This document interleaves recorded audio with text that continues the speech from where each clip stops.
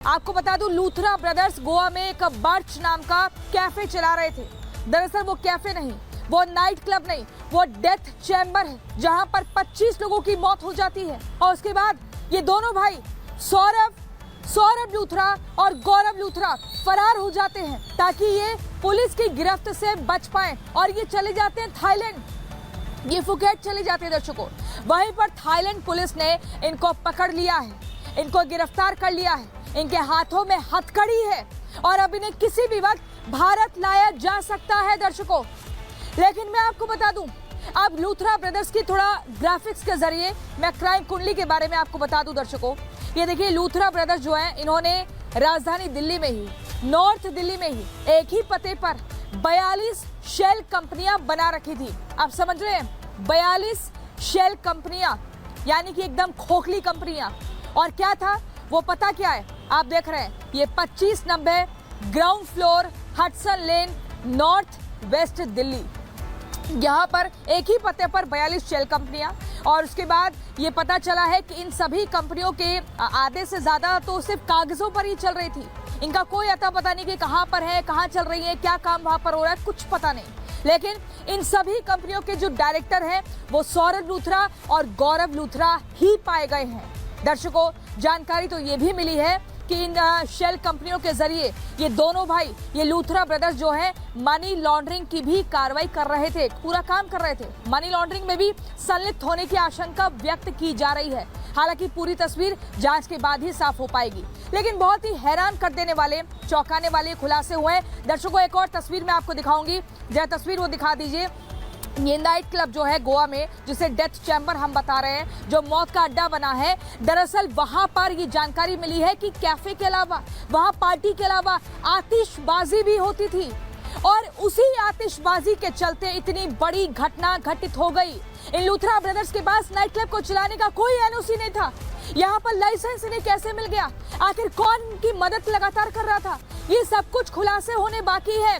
और इसी आतिशबाजी के चलते पूरे नाइट क्लब में आग लग जाती है और 25 लोगों की जान चली जाती है। लेकिन उसी आग में से, उसी आग की लपटों में से एकदम सही सलामत लूथरा ब्रदर्स बाहर निकल जाते हैं और फ्लाइट से फरार हो जाते हैं और थाईलैंड में जाकर सोचते हैं कि छिप जाएंगे, इससे गिरफ्तारी नहीं होगी, कार्रवाई नहीं होगी। लेकिन भारत का कानून बहुत सख्त है। अब जल्द ही भारत आ रहे हैं, एक रिपोर्ट हम आपको दिखाते हैं।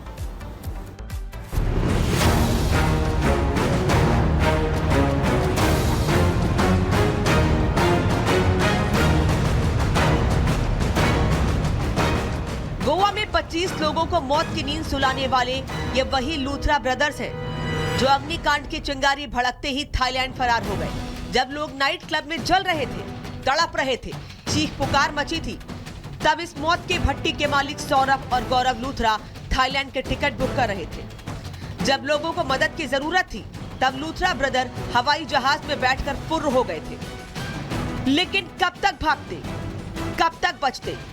हिसाब तो होना ही था। काले कारनामों की कुंडली खुलनी ही थी। अग्निकांड के गुनहगार अब शिकंजे में हैं। मौत के क्लब की पूरी चेन एक्सपोज हो गई। इस अग्निकांड की पूरी टाइमलाइन सामने आ चुकी है।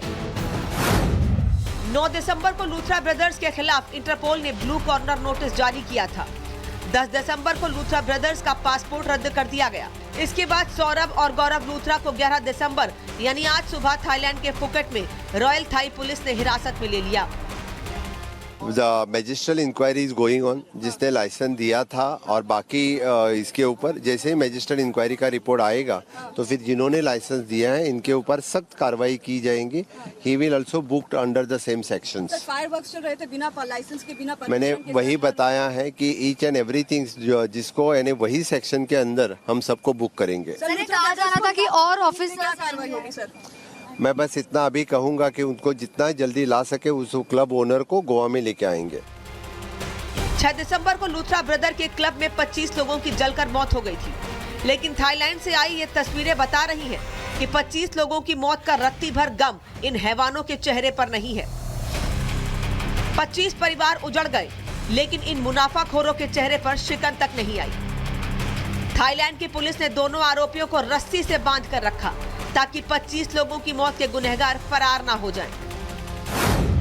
दावा है 6 दिसंबर की रात क्लब में आग लगने के बाद 11:39 पर गोवा की फायर सर्विस को सूचना दी गई थी। करीब 20 से 25 मिनट तक दमकल विभाग की गाड़ियां मौके पर पहुंची और इसी बीच जब नाइट क्लब धधक रहा था तभी रात 1:17 पर सौरभ और गौरव लूथरा ने फुकेट की टिकट बुक करा ली थी। सुबह 5:25 पर दिल्ली के IGI एयरपोर्ट के टर्मिनल नंबर 3 से लूथरा ब्रदर जहाज में सवार होकर फरार हो गए। सुबह 11:10 पर फुकेट में लैंड होने के बाद लूथरा ब्रदर्स ने इंडिगो होटल में कमरा बुक करा लिया था।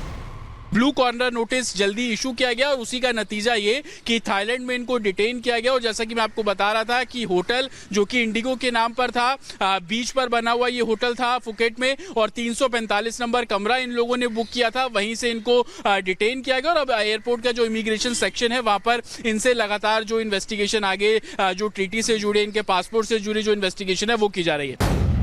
सवाल यह है कि आखिर देश से भागने में लूथरा ब्रदर्स की मदद किसने की? क्या इस क्राइम में अजय गुप्ता के अलावा लूथरा ब्रदर्स के और भी पार्टनर हैं?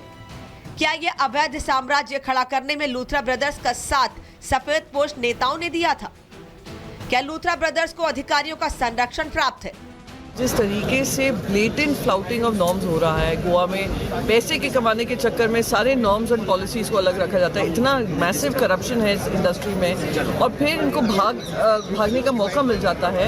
इनके पासपोर्ट रिवोक नहीं होते हैं, इमिग्रेशन ऑफिशियल्स इनको रोकते नहीं हैं, लुकआउट नोटिस नहीं जारी होता है और वो थाईलैंड भाग जाते हैं क्योंकि पूरे देश ने इस पर हंगामा मचाया था, इसलिए इन्होंने जाकर उनको डिटेन किया।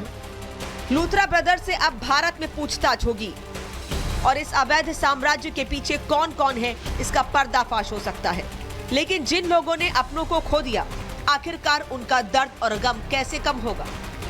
इस अग्निकांड में अपने पति और 3 बहनों को गंवाने वाली भावना जोशी की रूह कांपने लगी। आप बीती पूरे सिस्टम की पोल खोल रही है। मेरी फैमिली के जो 4 लोग वहाँ पर ऑन द स्पॉट उनकी डेथ हो गई। बहुत छोटी सी माइनर सी चिंगारी थी, अगर वहीं पे कंट्रोल कर दी जाती तो वो इतना बड़ा रूप नहीं लेती। सिर्फ एक सिंगल डोर होने की वजह से कुछ लोग किचन की तरफ भाग रहे जहाँ पे वहाँ पे भी कोई एग्जिट डोर नहीं था। जो इनफैक्ट वहाँ का जो सामान लाने ले जाने का जो रास्ता था वो भी बाहर से बंद था, वो डोर भी बाहर से बंद था उस दिन। और लोग वहाँ पर धुएं से हार्डली 10 मिनट्स के अंदर, सर ज़्यादा से ज़्यादा 10 to 15 मिनट्स के अंदर वो कई लोग तो धुएं से ही मर गए। इनफैक्ट मेरे हस्बैंड भी धुएं की वजह से उनकी जान गई है, मेरी एक बहन की धुएं की वजह से जान गई है, मेरी 2 सिस्टर बिल्कुल टोटली 3rd डिग्री बर्निंग उनका जो पोस्टमार्टम रिपोर्ट आई है। फायर ब्रिगेड की गाड़ी भी 40 मिनट बाद आती है, पुलिस भी उतनी लेट आती है। क्लब में एक ही एंट्री एग्जिट था, भीड़ क्षमता से ज्यादा थी, क्लब में लगातार इस तरह की पार्टियां हो रही थी। तो सवाल यह है कि प्रशासन आंख मूंद कर क्यों बैठा था? क्या पुलिस प्रशासन 6 दिसंबर जैसे अग्निकांड का इंतजार कर रहा था या फिर लूथरा ब्रदर्स ने प्रशासन की आंखों पर मुनाफाखोरी का चश्मा चढ़ा रखा था? Bureau report, Republic Bharat.